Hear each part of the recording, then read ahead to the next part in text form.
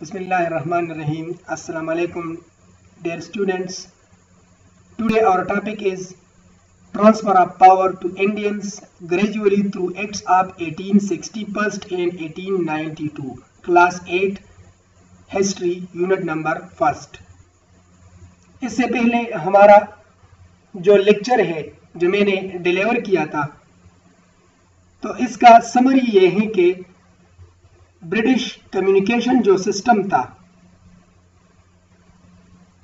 तो उसके ज़्यादातर एडवांटेजेस जो हैं, बेनिफिट्स, वो बेसिक बेनिफिट्स वो हासिल हो गए अंग्रेज को, जबकि सप्लीमेंट्री बेनिफिट जो थे वो इंडियंस को हासिल हो गए।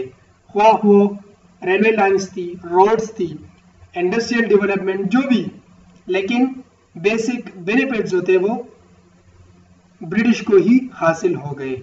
जबकि आज का हमारा जो टॉपिक है वो ये है कि कैसे ब्रिटिश गवर्नमेंट से इख्तियारात इंडियंस को मुंतकिल हो गए।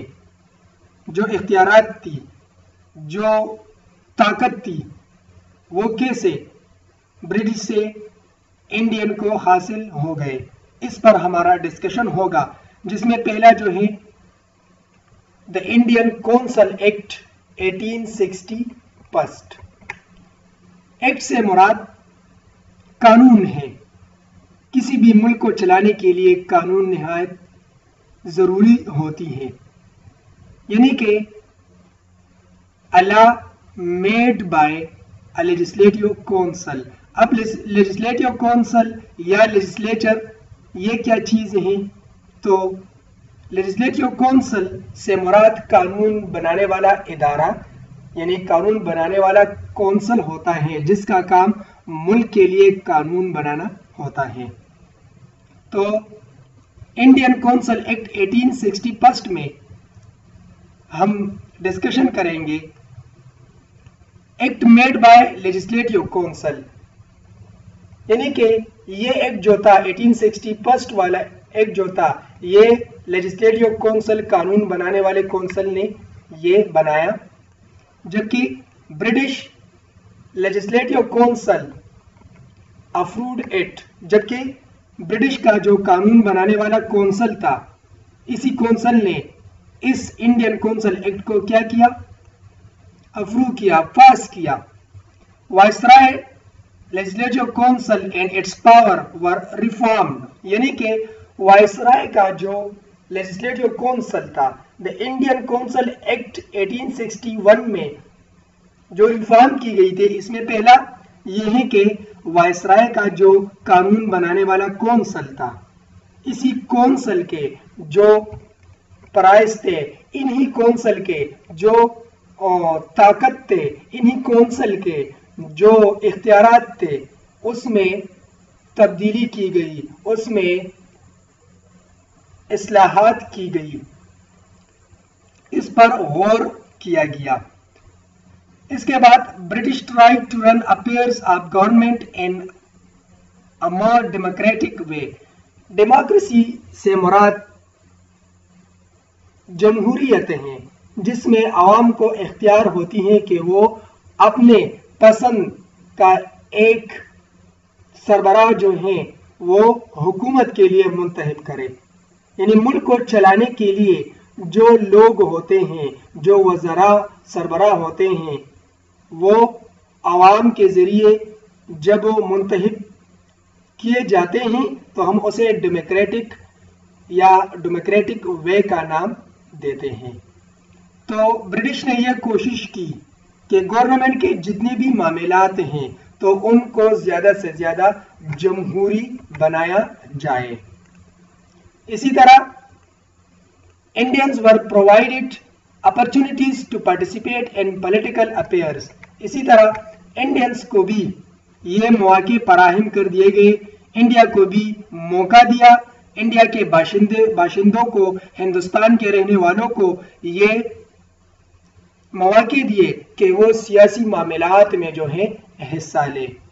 इसी तरह number of members of legislative council increased and Indian were given representation.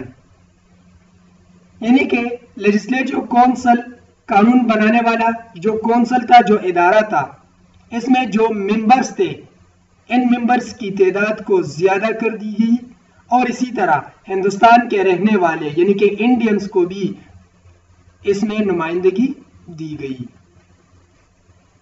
The legislative councils were also established in Madras and Bombay. जबकि कानून बनाने वाले जो काउंसिल थे वो मद्रास और बम्बे में भी बनाए गए, कायम कर दिए गए। जबकि the viceroy empowered to establish such councils in provinces, जबकि वायसराय को भी ये इख्तियार दिया गया कि वो इस तरह के काउंसिल जो हैं वो प्रोविंसेस यानी कि सूबों में भी बनाए। फिर इसके बाद इंडियन काउंसिल एक्ट 1892 है, दूसरा एक्ट 1892 का। तो इस एक्ट में ये कोशिश की गई कि the number of local people increase in legislative council, यानी कि लोकल पीपल से मुराद हिंदुस्तान के जो बाशिंदे हैं, तो उन बाशिंदों की तादाद को ज्यादा कर दिया गया लेजिस्लेटिव काउंसिल में। जबकि effort for better electoral system, यानी कि जो इंतखाबी निज़ाम था, वोटिंग सिस्टम था, वोट का जो निज़ाम था, इसके लिए कोशिशें की गई कि वो ज्यादा से ज्यादा बेहतर बनाया जा सके। And councils were given some financial powers, जबकि ये जो काउंसिल्स थे, लेजिस्लेटिव काउंसिल जो थे, उनको ज्यादा माली इख्तियारात दिए गए। And Indians were given more representation in centre and provinces, जबकि हिंदुस्तानी लोगों को, हिंदुस्तान के बाशिंदों को, इंडियंस को भी नुमाइंदगी दी गई, ज्यादा नुमाइंदगी दी गई सेंटर यानी मरकज में और सूबों में, दोनों में इंडियंस को नुमाइंदगी दी गई।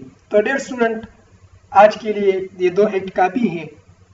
आपका होमवर्क ये है कि write and memorise the main points of the acts of 1861 and 1892। जो मेन पॉइंट्स मैंने इसी लेक्चर में आपको बयान किए हैं, आप इस लेक्चर को बार बार सुनते रहें और बार बार सुनने के बाद आप दोनों एक्ट के मेन पॉइंट्स को लिखकर याद करें। Thanks a lot.